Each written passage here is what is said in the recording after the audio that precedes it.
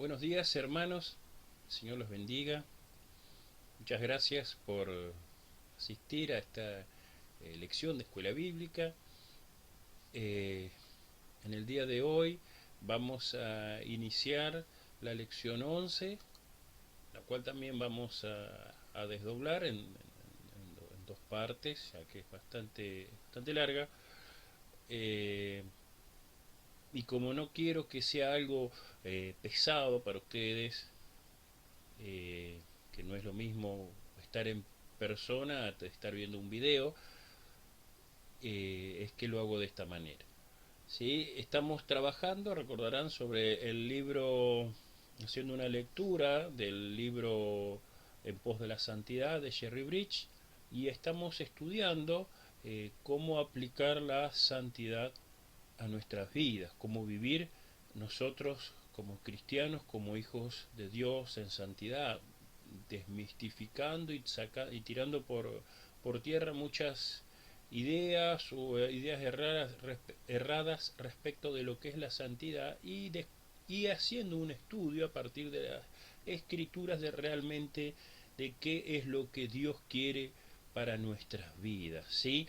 Este material lo encontrarán disponible en la página de Facebook de la Iglesia Rey de Reyes, San Benito.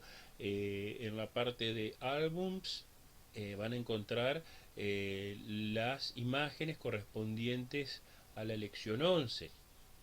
¿Sí? Además, por las redes de WhatsApp, los diversos grupos de WhatsApp de la Iglesia, eh, también el pastor o algún otro hermano les estaremos enviando este material, ¿sí? Arranquemos. Entonces, vamos a repasar las preguntas, ¿sí?, de la lección anterior. Las voy a leer de manera... Voy a poner el cronómetro porque no me quiero pasar del tiempo, si me permiten. No quiero que se me irme de los 30 minutos. Entonces, ¿qué incluye la santidad? También la santidad incluye que también nosotros debemos controlar nuestros cuerpos. ¿Cómo hemos disfrazado ahora lo que antes era pecado? Ahora nosotros le decimos voluntad débil. Según Romanos 6:13, ¿qué no debemos hacer con nuestros cuerpos? No debemos ofrecerlo como instrumentos de injusticia. ¿Cuáles son los frutos del mundo? Son los malos deseos del cuerpo, la codicia y la arrogancia de la vida. ¿Qué nos sucederá si dejamos que el cuerpo nos domine? Arruinará nuestra vida espiritual. Según 1 Corintios 9:27, ¿qué debemos hacer con nuestro cuerpo? Dominarlo para que no nos domine. Según Romanos 12:1-2, ¿cómo debe ser nuestro cuerpo? Debe ser un sacrificio vivo y santo a Dios, no como el mundo quiere. ¿Qué sucederá si nos refrenamos nuestros apetitos por la comida y bebida? El descontrol se extenderá a otras áreas de nuestra vida, arruinándolo todo. Según Colosenses 3:5, ¿qué debemos hacer morir en nosotros? Debemos hacer morir la inmoralidad sexual, la impureza, las bajas pasiones, los malos deseos y la avaricia. Entonces, además de la avaricia, ¿qué otro pecado debemos considerar hoy en día? Es el materialismo. ¿Qué nos sucede cuando caemos en el materialismo? Nos sentimos inconformes, tenemos envidia y nos volvemos blandos y flojos, consintiendo a nuestro cuerpo en todo. ¿Y a qué nos conduce la flojera física? A la flojera espiritual. ¿A qué se refería Pablo en Romanos 7:25? A que él mismo sufría de su cuerpo, que hacía no lo que él quería, sino lo que el cuerpo quería. ¿Qué debemos, qué necesitamos para vencer a nuestro cuerpo? Necesitamos disciplina. ¿Cómo reducimos las posibilidades de ser tentados? Tomando el control de los deseos y apetitos físicos. Según 2 Timoteo 2:22, ¿qué debemos hacer? Huir de las malas pasiones. Según Romanos 13:14, además de revestirnos de Cristo, ¿qué debemos hacer? No satisfacer los deseos de la naturaleza pecaminosa.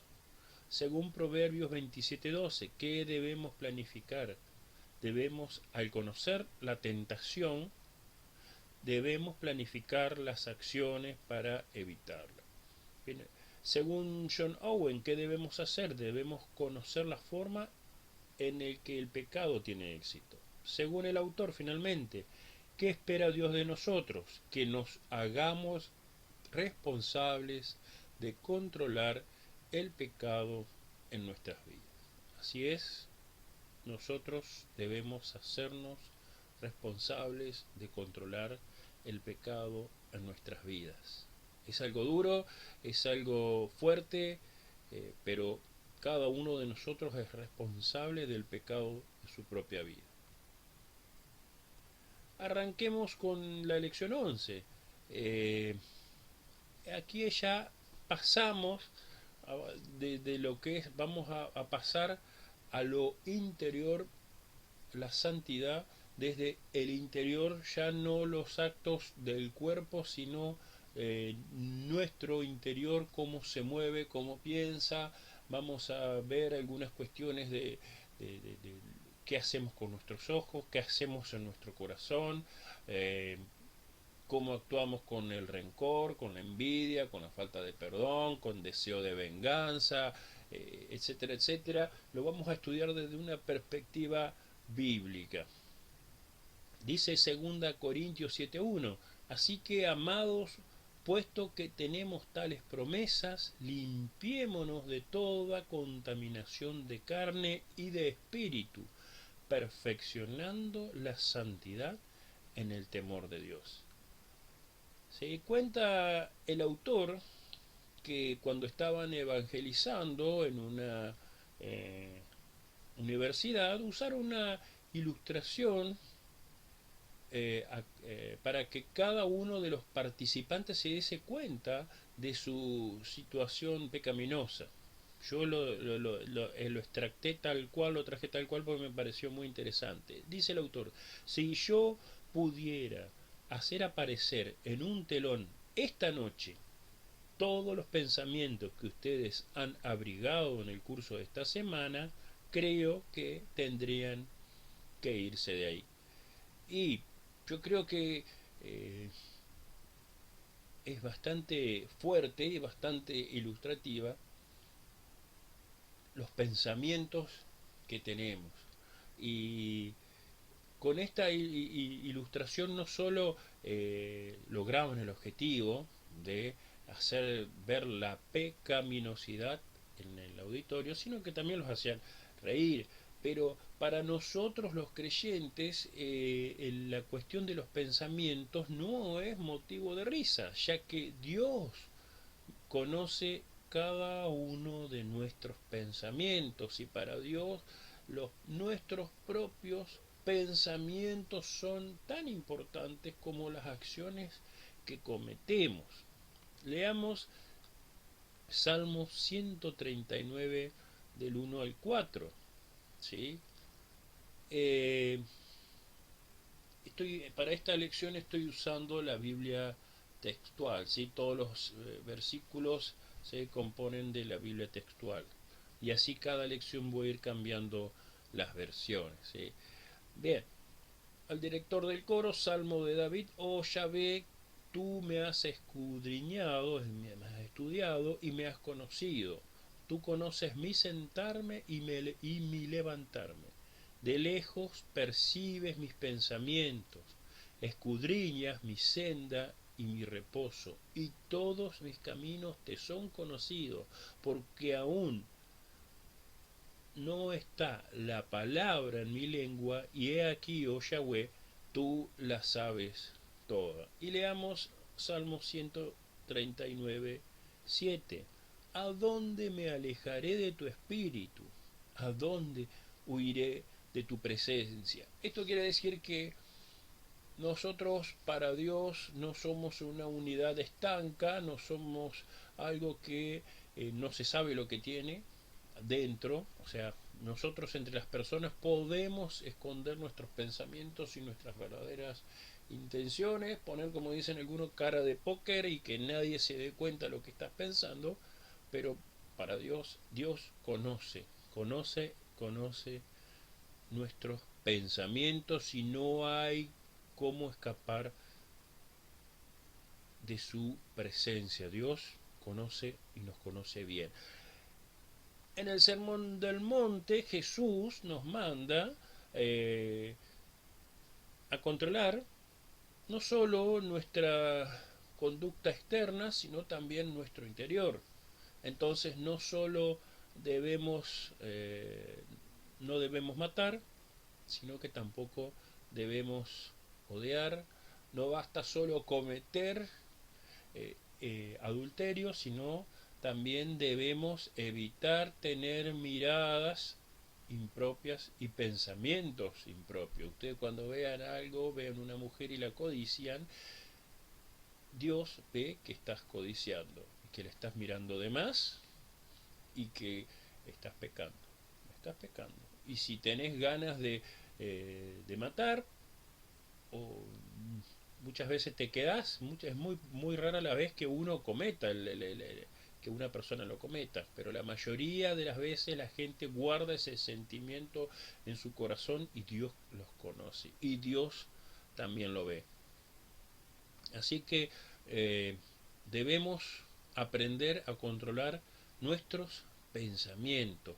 Leamos Colosenses 2:23, dice, tales cosas tienen en verdad cierta reputación de sabiduría en una religión impuesta por uno mismo y en una falsa humildad y severo trato del cuerpo, pero no tienen ningún valor contra los apetitos de la carne. Aquí está hablando de que si nosotros no controlamos nuestro cuerpo, nuestro pensamiento, ¿sí? De nada sirve, o sea, no podemos, de nada sirve tener una religión o una santidad externa. Y yo me estoy poniendo aquí, me estoy metiendo en una camisa de 11 varas. No sirve de nada tener una santidad externa si por dentro estás podrido, si por dentro estás inmundo. Puede ser como me viene a la mente de una manzana que pueda estar excelente por fuera y por dentro está podrido, agusanado, un gusano se comió su corazón, su interior. No sirve. De nada sirve mantener las formas de una santidad externa si tu interior, dentro, no está en santidad, si lo de adentro no está sano. De nada sirve, aquí lo está desclara la palabra, tales cosas tienen en verdad cierta reputación de sabiduría en una religión impuesta por uno mismo, dice, y en una falsa humildad y severo trato del cuerpo, o sea que estás sometiendo el cuerpo y estás siendo falso y humilde, pero no tiene valor alguno contra los apetitos interiores. Vamos a avanzar un poco más. Repasemos entonces. ¿Son importantes para Dios nuestros pensamientos? Claro que sí. Para Dios son muy importantes cada uno de nuestros pensamientos. Y aún antes que dijésemos una palabra, Dios ya los conoce. Aún antes de que yo esté armando la lección y lo diga, Dios ya sabe lo que yo voy a decir. ¿Qué nos manda entonces el Señor Jesús en el Sermón del Monte? Que debemos controlar nuestra conducta externa e interna. ¿Qué nos enseña Colosenses 2:23? Que no sirve de nada cuidar nuestros actos externos descuidando los internos. ¿Sí? No sirve de nada cuidar nuestros actos externos si descuidamos los internos. Todo lo que nosotros hacemos, y esto después lo confirman, lo ha confirmado, mientras yo hacía esta lección y avanzaba esta lección me daba cuenta que muchas cuestiones que ha estudiado la psicología y actualmente los nuevos movimientos psicológicos ya estaban en la palabra. Sorprendentemente ya estaban en la palabra y el Señor Jesús ya lo había hablado sobre eso, y en la Biblia ya viene hablando de esto que ahora es de auge, ahora ya viene hablando desde hace miles de años, ¿sí? Eh, el que nuestros pensamientos, lo que se dice ahora, que nuestros pensamientos, que son una distinción de otros pensamientos, de acciones, esos pensamientos definen un accionar. Es decir, cada pensamiento que tengo en mi mente define una forma que yo hago las cosas. Cada vez, cada forma que yo tengo de pensar define mi manera de actuar, mi manera de moverme, mi manera de relacionarme. Por lo tanto, los que dicen, los grandes pensadores, dicen que si vos querés cambiar tus formas de actuar, tu forma de relacionarte, vos también tenés que cambiar tu manera de pensar. Y eso, la palabra está en Romanos 12, 1, 2, que nosotros no tenemos que conformarnos con el pensamiento del mundo, sino que tenemos que renovar nuestro entendimiento. Como yo cito siempre al pastor Pérez, si querés cambiar tu manera de vivir, tenés que cambiar tu manera de pensar. Entonces, resumiendo, nuestros pensamientos definen nuestras acciones, y si yo hago cosas externas y no controlo lo interno, es solamente religión y no es efectivo en mí mismo. Y si yo imito a otras personas que parecen ser santas, porque sus acciones parecen ser santas, pero yo no entiendo qué es lo que están haciendo y por qué lo hacen, no me sirve de nada, es solamente religión. Yo, en cambio, tengo que tener una verdadera relación con Cristo, y desde esa posición vivo en amor a Él y en santidad me muevo, y mi santidad interior se va a manifestar en el exterior, y quizá nos sorprendamos porque nuestra santidad interior va a producir una santidad exterior que quizás sea distinta a lo que nosotros consideramos como santidad externa. Es sorprendente cómo la palabra de Dios nos va transformando y nos va haciendo nuevas personas y nuevas criaturas, y nos va renovando. Entonces nuestros pensamientos interiores son los que definen nuestras acciones exteriores, ¿sí? Leamos un poquito. Proverbios 23:7 dice: porque según piensa en su alma, así es. Come y bebe, te dirá, pero su corazón no está contigo. La Biblia aquí nos dice que el pensamiento entonces es el que determina nuestro carácter. Un refrán muy conocido lo expresa de este modo, esto lo dice el autor: siembra un pensamiento, cosecha un acto. Siembra un acto, cosecha un hábito.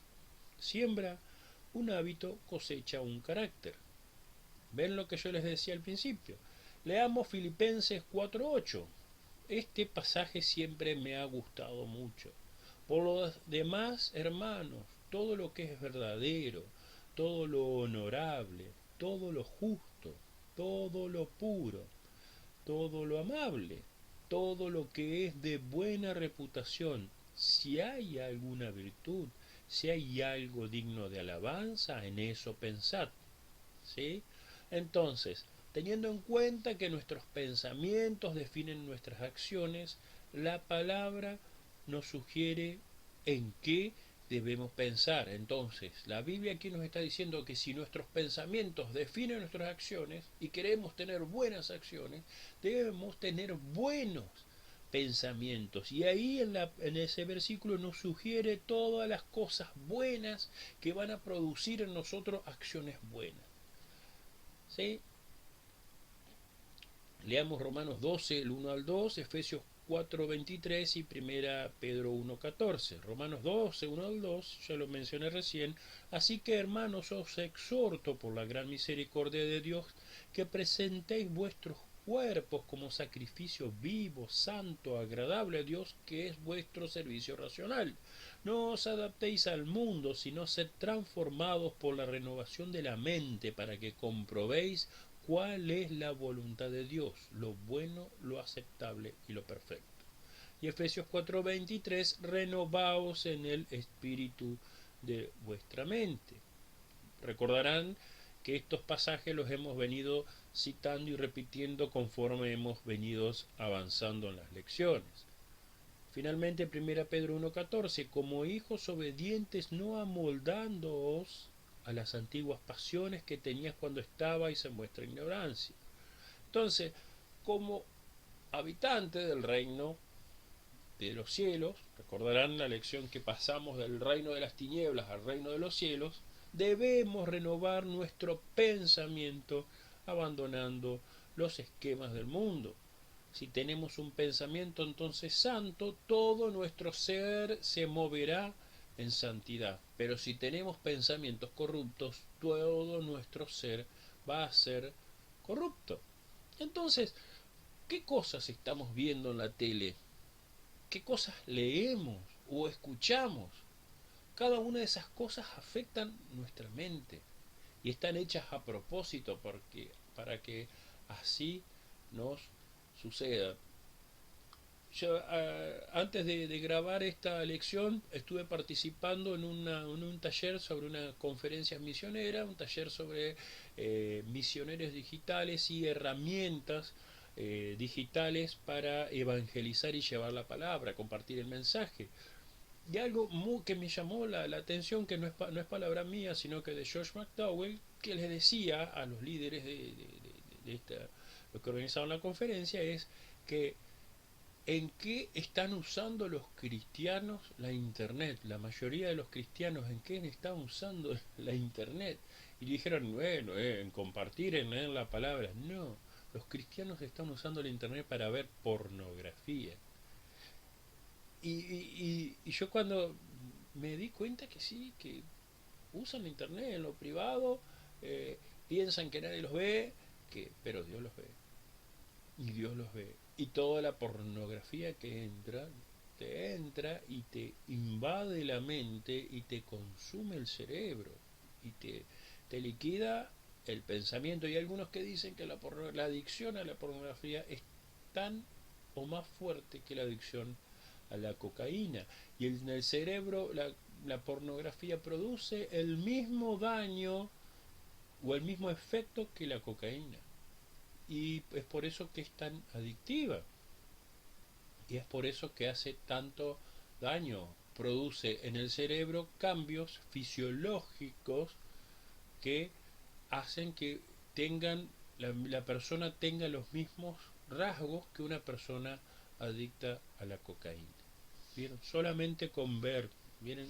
Lo importante que es cuidar nuestros ojos, cuidar las cosas que vemos. Entonces, podemos usar Filipenses 4:8 como un parámetro para comparar las cosas que vemos con lo que para ver si nos conviene y decir, ¿son pensamientos honestos? ¿Son pensamientos puros? ¿Son pensamientos de justicia, de amabilidad, de excelencia, dignos de destacarse? ¿O acaso lo que vemos, escuchamos o leemos son pensamientos deshonestos, impuros? ¿Son pensamientos de injusticia, descorteses, mezquinos o dignos de ser olvidados? ¿Vieron? Lo único que hice yo ahí fue invertir cada una de las palabras de los buenos pensamientos sugeridos en Filipenses 4:8 y los negué, busqué los antónimos y entonces ahí encontramos lo que no debemos pensar y justamente eso coincide con lo que el mundo intenta meternos. Entonces el sistema mundo continuamente busca que nuestro pensamiento se adapte al pensamiento de ellos. Con insistencia intenta traernos a él. Leamos en Proverbios 1 del 10 al 14. Hijo mío, si los pervertidos te quieren seducir, no consientas. Si dicen, ven con nosotros a tender trampas mortales, a acechar sin motivo el inocente, devorémoslos vivos como el Seol entero, como los que bajan a la fosa. Hallaremos objetos valiosos, llenaremos nuestras casas del botín. Comparte tu suerte con nosotros y tengamos todos una misma bolsa. ¿Ven? Esto es lo que dice 1 Pedro 4:4, en lo cual se extrañan de que no corráis con ellos al mismo exceso de disolución insultándoos. Muchos creyentes, en vez de resistir los ataques del enemigo, ceden a las presiones del mundo. Años atrás eran muy selectivos en lo que miraban, y hoy las mismas películas que antes se rechazaban se ven en la casa de los creyentes. Un amigo del autor le contó que una pareja dedicada a tiempo completo al servicio cristiano le preguntó si había algo de malo en mirar películas pornográficas.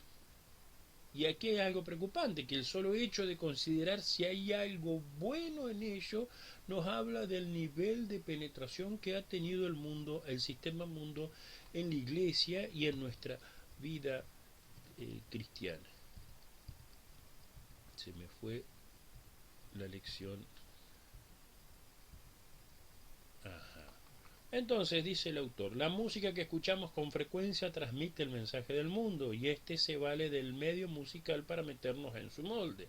El creyente no puede sino sentirse paulatinamente influido si escucha constantemente la música del mundo. Aquí yo voy a hacer un parate porque eh, está bien, está la música del mundo, la música actual, el reggaetón, uno puede escuchar reggaetón y otras cosas que son espantosas las cosas que dicen, pero uno puede escuchar música del mundo buena, uno puede escuchar música clásica. La música clásica o música instrumental es muy linda, es muy linda, es muy tranquilizante. A mí me gusta escuchar Mozart, me gusta Beethoven, me gusta Dvorak, Rachmaninoff, me gusta escuchar música instrumental, me gusta el jazz, me gusta...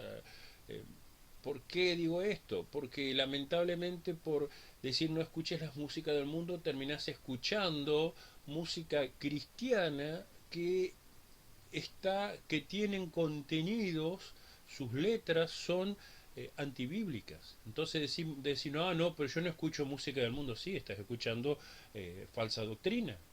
Hay que prestar atención, hay muchos autores, hay muchos, actualmente muchos autores, muchos cantantes que nos enseñan, nos tratan de meter falsa doctrina. Entonces el cristiano tiene que ejercer discernimiento y decir, yo no voy a escuchar esta persona. Y lamentablemente son contados con los dedos de la mano los autores o los cantantes cristianos que son de sanos.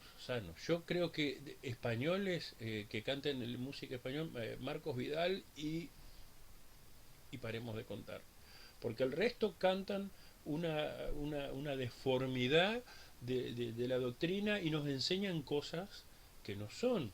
Entonces el creyente tiene que ser muy cuidadoso con lo que escucha. Yo prefiero escuchar himnos viejos himnos, que hablen de Dios y exalten a Dios, a escuchar la música moderna que primero exalta al hombre. Es una música moderna antropocéntrica, es una música, a veces son bastante impersonales. Entonces, por ejemplo, hay una canción que hizo Marcela Gándara, que se la hizo a Dios, pero al ser tan impersonal, una mujer se lo cantó y se la dedicó a la Virgen de Guadalupe. Entonces nos damos cuenta del veneno espiritual que hay, y yo creo que voy a hacer otro estudio. Podemos estudiar en detalle letras de canciones que a veces cantamos en la iglesia y que en realidad no son bíblicas, son veneno espiritual. Así que bueno, continúo. Quizás no sea necesario decir que los creyentes también debemos abstenernos de los chistes o cuentos de doble sentido. Leamos Efesios 5 del 3 al 4. Pero fornicación y toda inmundicia o avaricia ni aun se nombre entre vosotros como conviene a santos, tampoco la conducta obscena, ni el necio hablar, ni chocarrerías que no convienen, sino más bien en acción de gracias. Es claro la Biblia al advertir que el que vive en santidad debe evitar este tipo de inmundicias, porque ¿cuál es el problema que tienen los chistes en doble sentido? Que lo que decimos o escuchamos entra en nuestra mente, y lo que decimos y escuchamos entra en nuestra mente, me afecta en mi pensamiento. Y ese decir y escuchar es, por ejemplo, cuando otra cuestión que las personas decretan o declaran, en realidad no están efectuando algo en el mundo espiritual, sino que se están autoconvenciendo a sí mismos. Entonces tenemos que ser cuidadosos con lo que decimos, no porque el efecto que produce en el mundo espiritual, sino por las cosas que nosotros escuchamos y nos terminamos creyendo. ¿Sí? Leamos Mateo 5:28, Job 31:1 y 2 Samuel 11:2. Pero yo os digo que cualquiera que mire a una mujer para codiciarla ya adulteró con ella en su corazón. Esto es, Señor está hablando de lo que hacemos con nuestros ojos, ¿sí? Nos advierte sobre las miradas lujuriosas. También tenemos a Job, dice, hice un pacto con mis ojos, fijará la mirada en una doncella, verán que Job 31:1.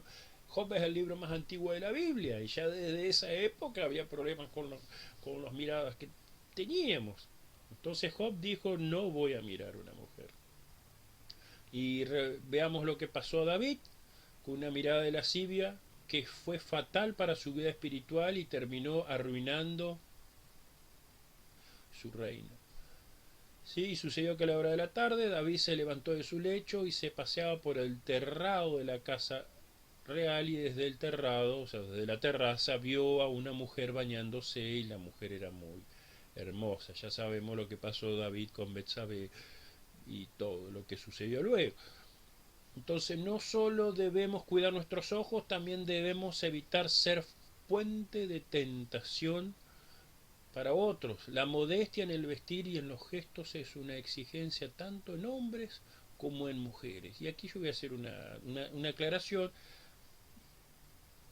Leamos 1 Timoteo 2:9. Dice, asimismo, las mujeres se atavíen con ropa decorosa, con sensatez y decencia, no con peinados ostentosos, ni oro, ni perlas, ni ropa costosa. Es decir, si prestamos atención a Filipenses 4:8, veremos que los pensamientos no solo deben ser puros, sino que también deben ser justos, honestos, amables, dignos de ser alabados.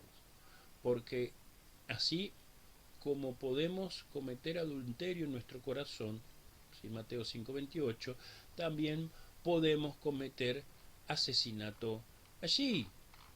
Y respecto de lo de los ojos, del vestirse, yo aquí voy a agregar algo que sí, debemos, hombres y mujeres, debemos evitar ser de tentación a otros. Y algo que aprendí en los cursos que yo he tomado, esto lo aprendí en un curso de oratoria, fue que el mismo, o sea, un hombre bien vestido de traje y corbata produce en la mujer, ¿sí?, el mismo efecto que nos produce a nosotros los hombres ver mujeres que llevan bien puesta una ropa de lencería erótica.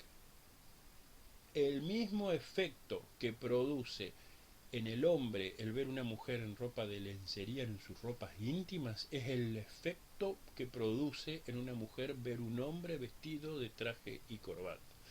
A las mujeres les gusta mucho más un hombre bien vestido con traje y corbata, el efecto interior que desata, ¿sí?, es el mismo efecto que se produce en el hombre cuando un hombre ve una mujer en paños menores. Ese sentimiento de lujuria. Entonces nosotros como hombres en las iglesias, yo creo que durante mucho tiempo hemos estado creyendo que vestirnos bien para el Señor, entonces yo me pongo traje y corbata y entonces yo sirvo al Señor desde ese lugar, y si tenés un buen traje y estás vestido bien elegante, estás siendo de tentación para las hermanas. Es terrible, porque si ustedes ven en todas las iglesias, el pastor va de traje y de corbata, pensando que es una ropa decente. No es una ropa decente. Desde mi posición, yo pienso que vestirnos así es de ser motivo de tentación para las hermanas. Las hermanas obviamente no lo van a decir, porque van a pensar, ay no, me pasa solamente a mí, pero en realidad a cada una de las mujeres les sucede lo mismo. Entonces, creo que debemos ser decorosos, los hombres también, y prestar atención a ese detalle. No, a mí no me gusta usar esa ropa, no me gusta usar esa ropa, y siempre tengo mis motivos, y siempre que puedo evitarlo lo voy a evitar. Hay veces que, bueno, me dice, tenés que venir de corbata, bueno, vamos de corbata, pero ahora, a partir de esta elección, yo no me voy a vestir más de corbata, voy a usar una camisa nomás. No quiero usar traje para dar un mensaje, porque no quiero ser de tentación a las hermanas. ¿Sí? Ya vamos terminando la lección. Dice, repasemos. ¿Son importantes entonces para Dios nuestros pensamientos? Sí, son importantes. ¿Qué nos manda a controlar el Señor en el Sermón del Monte? Nuestra conducta externa e interna. ¿Qué nos enseña Colosenses 2:23? Que no sirve de nada cuidar nuestros actos externos si descuidamos los internos. ¿Qué nos enseña Filipenses 4:8? Que sabiendo que nuestros pensamientos se traducen en acciones, debemos pensar cosas de bien para hacer cosas buenas. ¿Cómo podemos usar Filipenses 4:8 en nuestra vida cotidiana? Analizando si lo que vemos o escuchamos produce buenos o malos pensamientos en nosotros. ¿Y por qué los cristianos debemos cuidar lo que hablamos según Efesios 3:4? Porque todo lo que decimos ingresa a nuestra mente, y si es malo, lo contamina. ¿De qué nos advierte Jesús sobre las miradas lujuriosas en Mateo 5:28? Que cuando alguien mira a alguien para codiciarlo, ya pecó con ella en su corazón. Hasta aquí, hermanos, la lección de hoy. La semana que viene vamos a hablar un poquito más sobre los pecados interiores, ya no relacionados al cuerpo, a los ojos, a la codicia, a la lujuria, a lo que despiertan o despertamos en otras personas, sino a los pecados que se llevan en el corazón, ¿sí? Que se llevan internamente y privadamente, y que nadie se da cuenta salvo Dios. Vamos a despedirnos con una oración. Señor Jesús, te damos gracias por esta enseñanza. Gracias, Señor, por habernos confrontado con tu palabra. Te pedimos, Señor, que esta enseñanza se grabe a fuego en nuestros corazones, que podamos habitar en santidad y en obediencia, que lo que veamos a partir de ahora lo podamos pasar por el filtro de Filipenses 4:8, que podamos detectar si produce buenos o malos pensamientos en nosotros. Señor, que te pedimos que nos bendigas, que tengamos una semana de obediencia, una semana sujeta a ti, Señor, y buscándote cada vez más. En el nombre de Jesús. Amén. El Señor los bendiga, hermanos.